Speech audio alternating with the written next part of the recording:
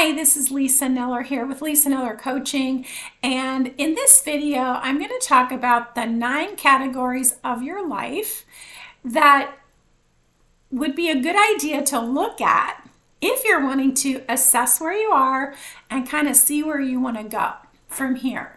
And some people come up with 6 categories or 4 categories, some with 8. I came up with 9, which is an odd number, but that's what I discovered. So I'm going to share those with you. They're in the blog post attached to this video that you can find at lisanellercoaching.com. Okay, here we go. The first one is your spirituality. So just taking a look at your spirituality, whether you practice any kind of religion or not, or read anything spiritual, is totally up to you. But I think it's the foundation for everything else that we think, do, and say. So, and believe. So spirituality is an important category. Secondly, your health and wellness. And without good health, what do we have? So I think that's kind of a no-brainer. Third category is relationships, which I think are the most important thing in the world next to your health. And with good relationships, we can go a long way. So that's another area. And I'm talking about, your love life or your relationship with your family, your friends, your coworkers, and people you meet, acquaintances, that kind of thing. The next category would be your job and or career. Are you satisfied? Where do you see yourself in this area? Is this an area that you'd like to bring more attention to? And that's really the purpose of this exercise, is to look at what needs my attention and where could I improve or live more fulfilling life in these areas. So finances and money is also an important area. We're either broke or we have just enough to get by, or we're in debt, or we're making money, but we don't have a ton saved, or we have quite a bit of money and we have enough money saved, or we're millionaires. And the millionaires are kind of few and far between. Most people don't save enough to retire on. So that's really a big category that we ought to pay attention to. Then there's the intellectual part, which is all about learning and growing.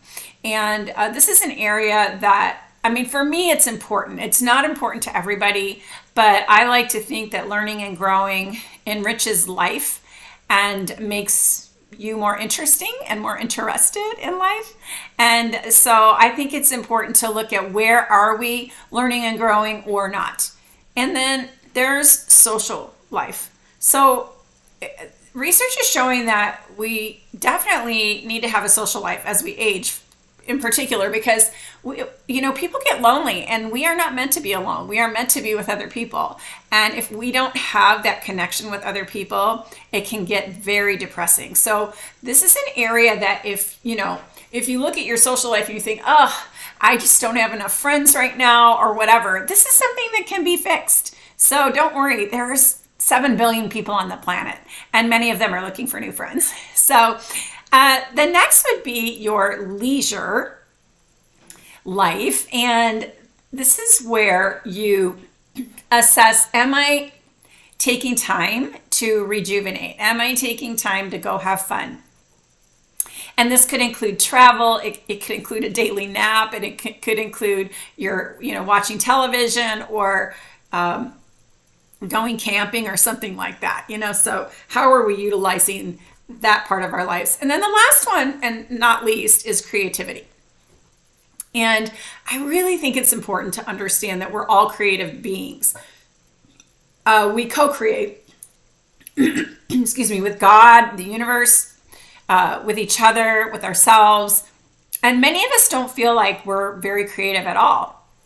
But in fact, we are. We're creating all the time, particularly with our minds. We make up stories. We make up thoughts. We create food, meals. We create drawings, music. And even if you're not in the arts, you're still creating. You're creating text messages is a creation. Everything that you do pretty much is a creation of your time here. And the truth is, we could get even more creative and use our creativity for more fun and more service, and even to leave a legacy. So those are the 9 categories. You can read through the blog post. Each of these categories I haven't gone into a great deal. I've just given you something to think about. And then you could do the exercise in terms of where am I? Where do I see myself on a scale of 1 to 10 with each of these categories? And is there something that I want to put more attention on? So that's it. Thanks for joining me, Lisa Kneller at Lisa Kneller Coaching, and I'll see you on the next video.